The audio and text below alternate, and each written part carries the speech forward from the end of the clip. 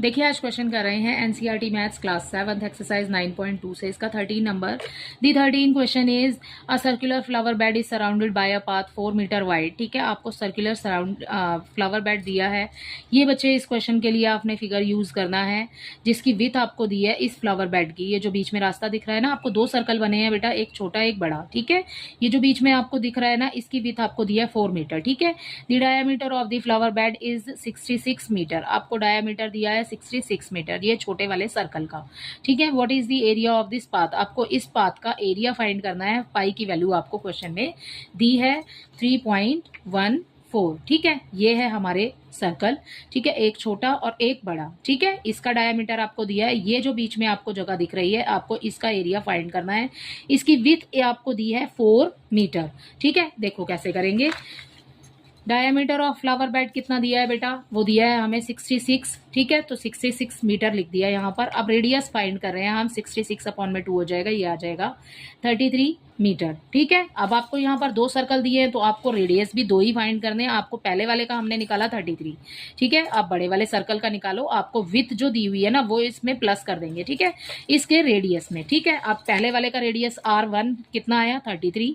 अब विथ आपको पाथ की दी है 4 मीटर। ठीक है, रेडियस निकाल रहे हैं, पहला रेडियस निकाल चुके हैं, रेडियस 2 हो जाएगा। रेडियस 2 ऑफ फ्लावर बेड कितना हो जाएगा, उसमें प्लस कर देंगे पाथ को। ठीक है, सो 33 तो फ्लावर बेड का रेडियस आया, ये लिखा हमने जो सॉल्व किया था अभी।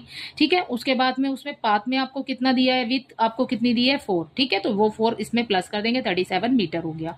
राइट, सो हमारे पास दो रेडियस हो गए, अब रेडियस 1 एंड रेडियस 2। अब आपको क्या फाइंड करना है, एरिया ऑफ पाथ। ठीक है, सो कैसे फाइंड करेंगे, देखो एरिया का फॉर्मूला क्या होता है, पाई आर स्क्वायर, लेकिन हमारे पास तो यहाँ 2 आर है।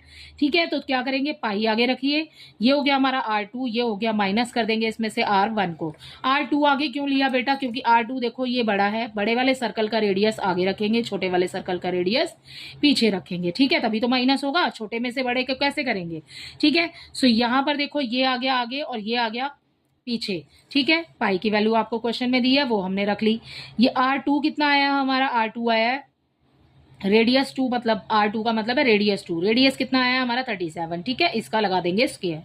ठीक है, क्योंकि रेडियस का स्क्वायर है। राइट, अब अगला है माइनस करेंगे उसमें से, ये है हमारे पास 33, इसका भी आ जाएगा स्क्वायर। ठीक है, इस वाले का। राइट, अब क्या करेंगे, देखो इसको मानते हैं A और इसको मानते हैं B। जब A square minus B square होता है तो फॉर्मूला क्या कैसे बनता है इसका, देखो जब A की स्क्वायर है और B की भी स्क्वायर है, जब दोनों की स्क्वायर है और बीच में माइनस का साइन है, सो एक बार प्लस में लिख लेंगे और एक बार लिख लेंगे माइनस में। ठीक है, सो एक बार लिखा प्लस में, एक बार लिखा माइनस में, आगे 3.14 सेम आएगा। दोनों को कर दो प्लस,